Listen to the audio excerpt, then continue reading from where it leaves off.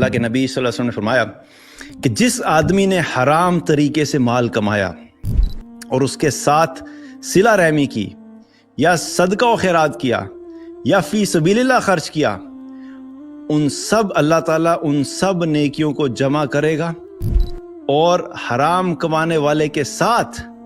اور ان نیکیوں کو حرام کمانے والے کے ساتھ ان نیکیوں کو بھی جہنم کی آگ میں ڈال دے گا۔ یہ بہت زبردست حدیث اور ایک بہت میسج کلیئر کرنے والی ایک کانسیپٹ ہماری سوسائٹی میں کیا چل رہا ہوتا ہے۔ کتنے ایسے ہمیں کیسز ملتے ہیں، موویز سے بھی ویسے ہم لوگوں نے بہت ساری ایسی چیزیں دیکھی ہوتی ہیں، کہتے ہیں یہ فلاں شخص جو ہے یہ ہے تو اسمگلر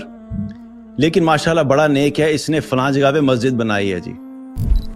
اچھا، کہتے ہیں یہ فلاں عورت جو ہے تو یہ فاحشہ، لیکن یہ جو ہے اس نے جو پیسہ کمایا اپنا جسم بیچ کے، اس سے پتہ ہے آپ کو یہ فلاں یتیم خانے کے بچوں کو کھانا کھلاتی ہے۔ یہ فلاں جو بزنس ٹائکون ہے، جو ریئل اسٹیٹ کے بہت بڑے چیمپئن ہے چودھری صاحب،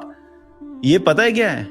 انہوں نے نا ایک جگہ پہ مدرسہ کھولا ہوا ہے اور وہ مدرسے کو جو ہے نا ہر روز سپلائی کرتے ہیں، اور یہ ماشاءاللہ ہر سال حج کرتے ہیں۔ یہ پیسہ کیا ہو رہا ہے؟ پیسہ آ رہا ہے، کمائی کا ذریعہ کیا ہے؟ حرام۔ میں حدیث آپ کو بتا رہا ہوں، میں اپنی طرف سے اگین اپنی سائیکالوجی نہیں جھاڑ رہا آپ کے سامنے۔ ابو داؤد کی روایت ہے، اللہ کے نبی صلی اللہ علیہ وسلم بتا رہے ہیں کہ جس شخص نے حرام کمایا ہوگا، چاہے اس حرام کمائے ہوئے مال سے چاہے وہ صدقہ خیرات کر رہا ہے،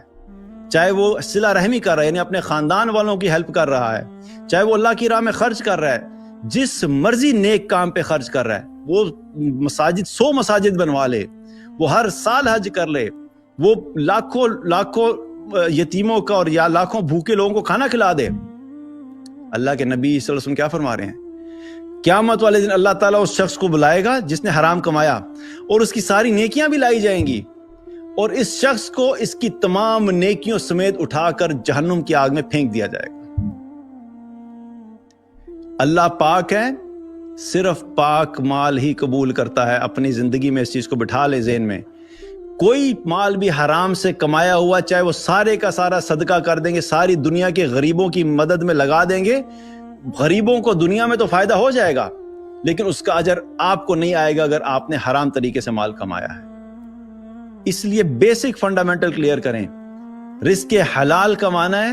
تبھی اس رزق حلال سے اللہ کی راہ میں خرچ ہوگا تو آخرت میں ہمارے لیے اجر بنے گا، ورنہ یہ ساری زندگی کی نیکیاں بھی ہیں، یہ انسان جو ہے ساری زندگی بھی صدقہ کرتا رہے، حرام مال میں سے اگر اس نے یہ صدقہ کیا تو قیامت والے دن اللہ تعالیٰ اس کی ساری نیکیوں سمیت اس کو جہنم میں ڈال دے گا۔ اس لیے بہت امپورٹنٹ ہے کہ مال کمانا تو ہے لیکن حلال طریقے سے کمانا ہے۔